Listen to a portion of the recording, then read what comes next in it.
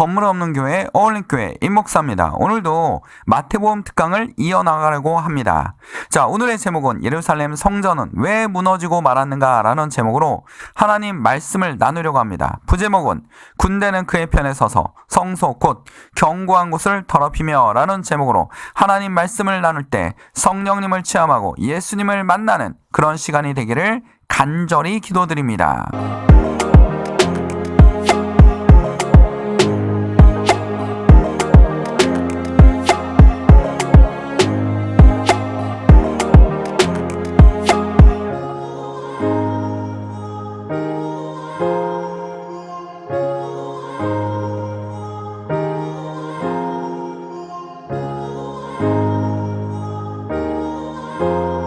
어떤 사람들이 성전을 가리켜 그 아름다운 돌과 현물을 꾸민 것을 말하며 예수께서 이르시되 너희 보는 이것들이 날이 이르면 돌 하나도 돌 위에 남지 않고 다 무너뜨려지니라 라는 제목입니다. 자, 마태복음 24장 1절에서 24절에 보면 처음부터 제자들과 예수님이 얘기를 합니다. 근데 예수님이 굉장한 얘기를 합니다. 예수께서 성전에 나와서 하실 때 제자들이 성전 건물들을 가리켜 보이려고 나오니 대답하여 이르시되 너희는 이 모든 것을 보지 못하느냐? 내가 진실로 너희에게 이르노니 돌 하나도 돌 위에 남지 않고 다 무너뜨리니라. 굉장히 충격적인 얘기입니다. 왜 이게 굉장히 충격적인 얘기냐면 당시에 유대인들에게 가장 상징적인 게 뭡니까? 성전입니다. 성전입니다. 그리고 이 성전은 이들에게는 거의 뭡니까? 신앙입니다. 신앙입니다. 이게 무너지면 나라도 무너지고 그냥 이 성전이 거의 뭡니까? 거의 지구의 중심이고 세상의 중심이라고 생각합니다. 근데 그 성전이 무너지면 어떻게 되겠습니까? 예루살렘 유대인들의 정신도 무너지고 나라도 완전히 끝났다라고 생각하는 것이 유대인들입니다. 그러니까 유대인들은 성전이 너무나 소중한 뭡니까? 안식처 같은 것이죠. 그러니까 일제시대 보면 일본이 우리나라를 식민지하면서 가장 먼저 한 일이 뭡니까? 경복궁을 다 없애버렸습니다. 그리고 경복궁 자리에다가 뭐를 열었습니까? 시장을 열지 않았습니까? 시장을 열었습니다. 그러니까 우리나라를 뭐 하는 겁니까? 조롱하는 거죠. 조롱하는 겁니다. 너희 상징이었던, 너희 왕권이었던, 조선의 상징이었던 경복궁.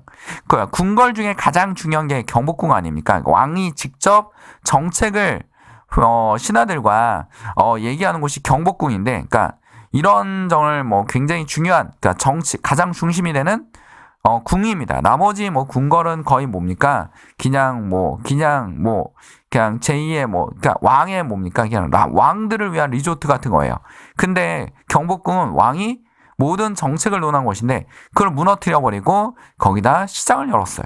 그러면 이 시장은 뭡니까? 이제 조선은 끝났다라는 거죠. 그런 것처럼 여기도 로마와 전쟁을 하지 않습니까? 예수님이 사후 이후에 한 AD 70년 전에 70년경에 전쟁을 합니다. 그러니까 유대인과 로마의 전쟁입니다. 이 전쟁에서 이제 이후에 황제가 되는 티투스 황제, 그러니까 티투스 장군이었죠. 이때는 티투스 장군이 예루살렘을 치기 위해서 이 예루살렘의 저항자들을 치기 위해서 열심히 성을 공격합니다. 그러니까 예루살렘 성전이 굉장히 견고했어요. 3개로 이루어져 있고 마지막 그 성이 바로 뭡니까? 성전이 있던 성이었습니다. 그러니까 티투스 장군이 이거를 막 공격을 합니다.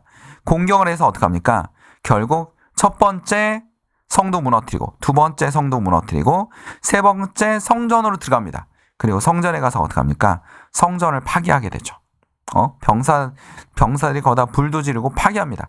이게 무너져야 유대인이 무너진다고 생각합니다. 그렇죠? 그리고 성전에 나와 있는 여러 가지 유물들을 가져가요. 나팔이라든지 일곱촛대라든지, 일곱촛대는 지금 다윗의 별과 함께 유대인의 상징이지 않습니까? 그 일곱촛대를 가지고 나가요.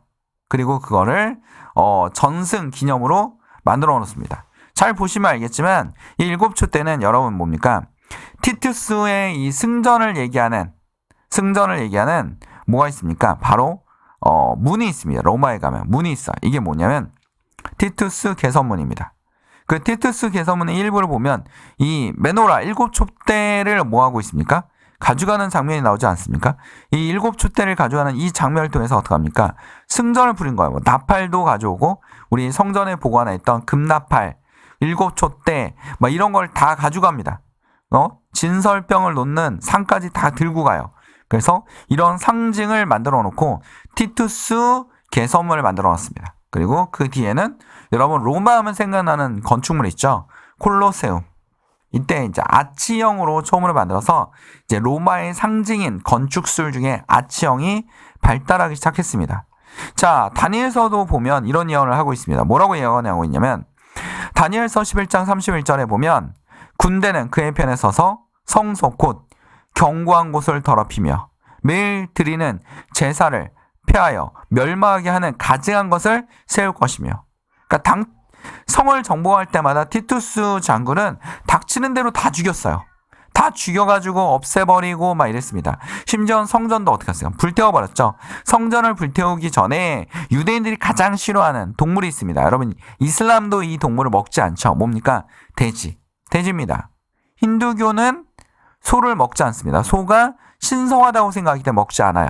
근데 유대인들과 이스라엘 사람들은 둘 다 돼지고기를 먹지 않습니다. 굉장히 저주받은 동물이죠. 그렇죠?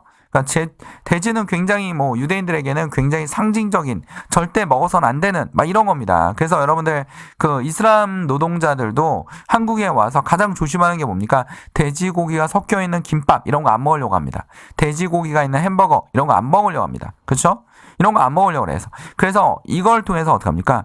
그 돼지 상징인 거를 막 성전 안에다 들여다 놓고 다른 신을 막 갖다 놓고 하면서 유대인을 모욕합니다. 굉장히 유대인 쪽에서는 모욕당하는 그런 입장일 겁니다. 근데 여기서 우리가 지켜야 될 게 하나 있습니다. 예수님이 왜 이런 예언을 했다는 겁니다. 자, 성전을 왜 예수님이 무너뜨린다고 예언을 했냐라는 겁니다. 당시에 유대인은 성전은 뭡니까? 하나님과 만나는 장소가 아니었다라는 겁니다. 점점 성전이 변질되어 갔어요.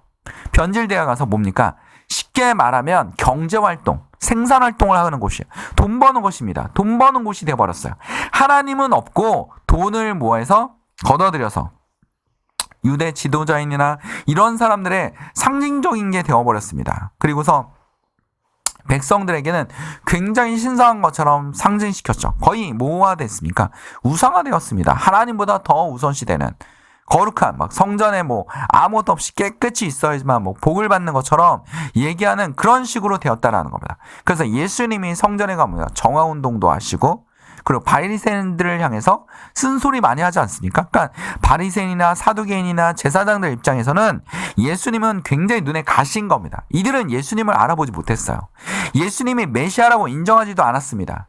이는 예수님은 그냥 랍비이고 그냥 선동해가지고 자기네들의 기득권을 무너뜨릴 것 같은 그런 사람에 불과했다라는 겁니다. 이들은 예수님을 알아보지 못했습니다. 우린 여기서 우리 깊이 있게 깨달을 게 하나 있습니다. 우리도 예수님을 알아보지 못할 수도 있습니다.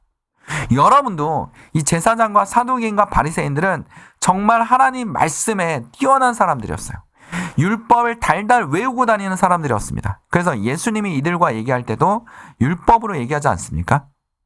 율법을 많이 응용하지 않습니까? 구약 성경을 많이 응용하지 않습니까? 근데 어떻게 됩니까? 예루살렘 성전은 와보니까 하나님을 만나는 장소가 아니고 하나님께 기도하는 곳이 아니고 형식적인 기도와 의미를 가지고 있는 그런 장소로 변질되었다는 겁니다. 예수님 입장에서 굉장히 화가 나죠. 그리고 성전이 뭡니까? 하나의 우상화처럼 만들어진 겁니다. 예수님이 성전을 무너뜨리면 말미암아 어떡합니까? 이제부터 성전 중심이 아니라 너 하나하나가, 예수님이 계속 강조하지 않습니까? 예수님이 교회입니다. 그렇죠? 우리 하나가 다 교회입니다. 교회의 머리는 누굽니까? 예수 그리스도예요. 여러분이 교회라는 겁니다. 여러분 자체가 교회입니다. 여러분이 교회고 여러분의 머리가 예수님이 되었을 때 우리는 어떡합니까? 땅끝까지 가서 하나님의 복음을 전하는 겁니다. 여기에 나와 있는 성경 구절을 사이비들이 많이 이용하죠. 이제 때가 왔다, 멸망이다, 근데 역사를 보면 정말 지구 종말같이 오는 그런 사건들이 많아요. 그쵸?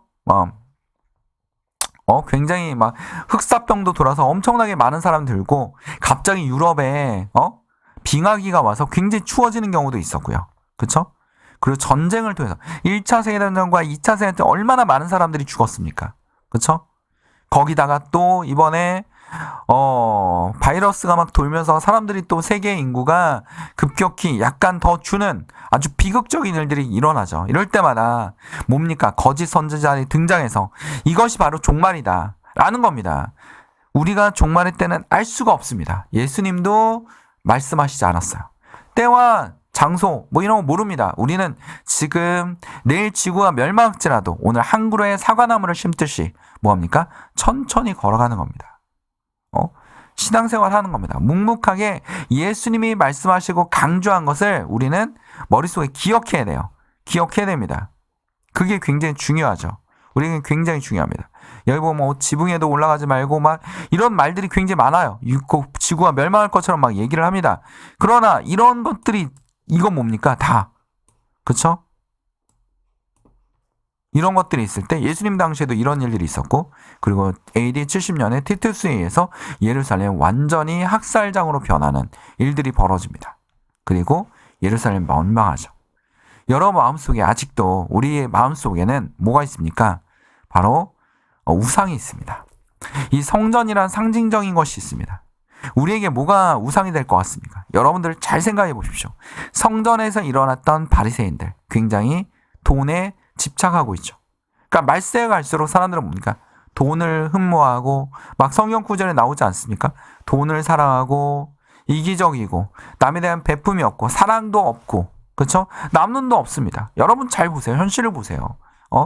거의 세상에 나서 기업들을 보세요. 기업들은 뭐 이윤만 추구하지 회사원들이 어떻게 살아가는지 회사원들이 뭐가 아픈지 힘든지 개인에 대해서 관심조차도 없을 정도로 철저하게 이윤 추구입니다. 노동자가 일하다 죽든지 말든지 철저하게 뭡니까? 이윤 추구예요. 이윤 추구입니다. 뭐 기업만 그렇습니까? 개인들도 그래요. 개인들도 저 사람이 힘들어하건 뭐하건 나만 잘 살면 되지. 이런 겁니다. 철저하게 경쟁과 이기심, 배려가 없는 사회, 사랑이 없는 사회, 정망한 사회로 간다고 예수님은 성경에서 말씀하고 계십니다. 우리가 오늘 기억해야 될 말씀이 있습니다. 디모데후서 성경은 능히 너희로 하여금 그리스도 예수 안에 있는 믿음으로 말미암아 구원에 이르는 지혜가 있게 하느니라 라고 했습니다. 이 앞에 디모데후서 3장 한번 읽어보십시오. 뭐라고 했습니까? 사람들은 사랑도 없고 이기적이고 서로에 대한 뭐 배려도 없고 아무것도 없습니다. 계속 부정적인 언어를 계속 나열하고 있습니다. 디모데 후서에 계속 나열하고 있습니다. 그런데 이걸 이길 수 있는 것은 오로지 뭡니까? 그리스도 예수 안에 있는 믿음입니다. 구원에 이르게 하는 지혜, 바로 하나님의 말씀입니다. 성경은 믿음이며 지혜입니다. 그리고 하나를 더 한다면 뭐 해야 됩니까? 사랑입니다. 예수님의 사랑. 예수님께서 뭐라고 말씀하셨나요? 내 이웃을 내 몸과 같이 사랑하라 라고 했습니다. 여기서는 중요한 의미들이 있습니다. 뭡니까? 내 몸과 같이 사랑하라. 여러분의 몸을 예수님이 당신을 위해서 어떻게 했어요? 십자가에 돌아가서 그 귀중한 생명을 버리셨습니다.